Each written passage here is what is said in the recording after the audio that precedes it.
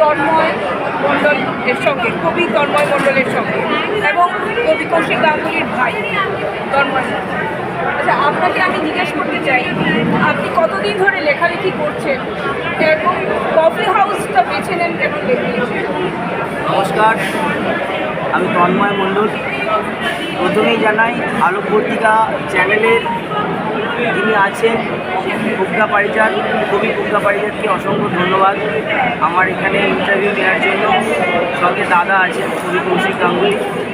তবুও আজকে ভালো লাগছে যে এটা বলতে পারার একটা জায়গা তৈরি হয়েছে যে কেন আমি কবিতা লিখি এবং কবিতা লেখার জন্য কফি হাউসটাকেই কেন বেছে নিই। কফি হাউসটা বেছে নেওয়ার কোনো কারণ নেই, কবিতা সব জায়গাতেই লেখা যায়। তবুও কফি হাউসটা এলে একটা অনুভূতি হয়, একটা চিন্তা ভাবনার জন্য যে রসদগুলো দরকার এখানে পাওয়া যায় চারিদিকে। যে কোনো মুহূর্তে যাকে তাকে দেখে যে কোনো একটা ভাবনাকে তুলে নেওয়া যায়। কালো কফি থেকে শুরু করে যে কোনো বিষয় থেকে কবিতা লেখা যায়। এখানে এলে যে আশেপাশে এত মানুষ, বিভিন্ন শিল্প সাহিত্য থেকে শুরু করে নানান রকম সংস্কৃতির মানুষ এখানে সবসময় থাকে। তো সেখান থেকে একটা নতুন করে লেখার অনুভূতি তৈরি হয়। সেই জন্য কফি হাউসটাকে লিখতে পারলে এখানে ভালোই হয়। এবং আমরা প্রত্যেক সপ্তাহে আসতাম আগে, কিন্তু এখন কিছুদিন একটু আসা কমে গেছে। কৌশিকদা আমি দুজনে এইমাত্র একটা কবিতা লিখলাম, একটা কাগজের এদিক আর ওদিকে। তো এভাবেই কবিতার অনুশীলন চলে। এই অনুভবটা কেমন লাগে যে কবি কৌশিক গাঙ্গুলি কাগজের একটা এপিকে আর তুমি আরেকটা কবিতা, এই জিনিসটার কম্বিনেশন বা এই কেমিস্ট্রিটা আমাদের দর্শকদের? এটা সত্যি অসাধারণ একটা অনুভূতি।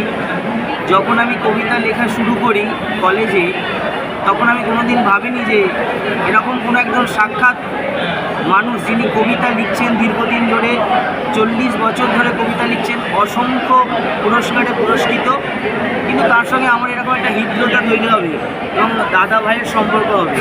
কৌশিকদা আমার কাছে কবি অনেক পরে, দাদা আগে। তো এইভাবে আমরা দুজন যে একটা কাগজের এদিক ওদিকে লিখি, দারুণ লাগে। এটা একটা কবিতার অনুশীলন এবং বলতে পারা যায় যে এটা থেকে আমার নিজের প্রতি আর একটু যে কনফিডেন্স সেটা ফিরে পাই যে হ্যাঁ লেখা যায়। কবিতা লিখে তো কিছু প্রমাণ করার কিছু নেই, কবিতা মনের একটা অনুভূতি যেটা সবসময় হয়। যাদের মধ্যে শব্দের ঝংকার থাকে তারা চেষ্টা করলে অনেকেই কবিতা লিখতে পারেন। তবুও এটার জন্য অনুশীলনের দরকার আর পড়াশোনা করার প্রয়োজন আছে বলে আমি মনে করি। তবে এই একটা এদিকে ওদিকে লিখতে পারার অনুভূতিটা খুবই সুন্দর। কৌশিকদাই এটা আমাকে শিখিয়েছে এবং জোরও করেছে, তাই সেই জোরটা ভালোবাসা বলে আমি মনে করি এবং সেটা করতে পেরে ভালোই লাগে।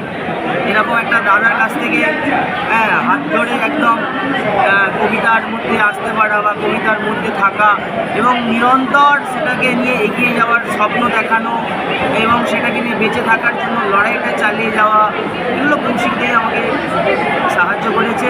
তার থেকে দাদা আমাকে স্নেহ করে, এইগুলোর জন্য অনেক অনেক মানে কবিতা থেকে আমরা প্রত্যাশা কিছু করি না, কিন্তু লিখে আরাম পাই, জীবনে বেঁচে থাকার অনুভূতিগুলো আমরা খুঁজে পাই কবিতার মাধ্যমে।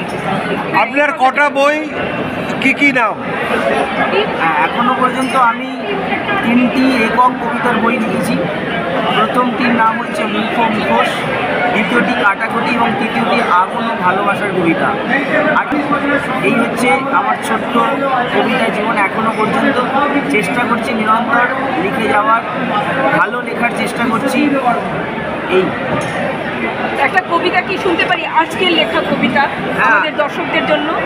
আজকের লেখা কবিতা অবশ্যই বলতে পারি, এই সবে মাত্র লেখা, একেবারেই কবিতাটার এখনো কোনো নাম নেই। কলকাতায় কবিতার মতো রাস্তায় হাঁটতে হাঁটতে মনে হয় সব রাস্তা যেন সনেট, 14 লাইন, সোজা এবং শেষ, হঠাৎ শেষ। আমি ছন্দহীন শব্দে একটা কবিতা লিখছি কলকাতায়।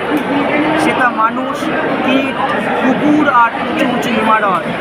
নারীরা সেটায় সবুজ আলো আর সব পুরুষ হলুদ।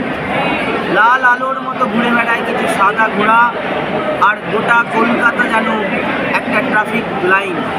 আমি সিগনালে কতদিন লেখা হয়। কলকাতাটা ছোট হতে হতে হতে শেষে এক লাইনে শেষ হয়ে গেল। এখানে তবু সব রাস্তা শনে সোজা এবং হঠাৎ শেষ। দারুণ কবিতা। এবং একটা জিনিস আপনারা দেখুন, দর্শকদেরকে দেখাই, এ পিঠে কবি কৌশিক গাঙ্গুলির লেখা কবিতা, আর এদিকে তন্ময় মণ্ডলের লেখা কবিতা।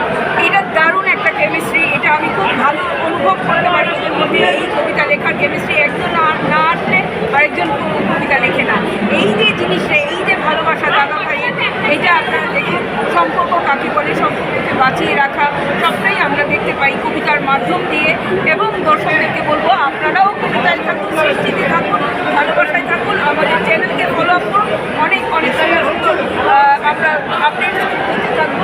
তন্ময় মণ্ডলের কবিতা অবশ্যই আপনারা দেখবেন এবং বলবেন কেমন লাগে, এবং ফেসবুকটাও আপনারা অবশ্যই ফলো আপ করবেন। এটাই দর্শকদেরকে, আলোপতিয়া নিউজ চ্যানেলের দর্শকদেরকে আমার বল। নমস্কার, ধন্যবাদ, ভালোবাসা আপনারা।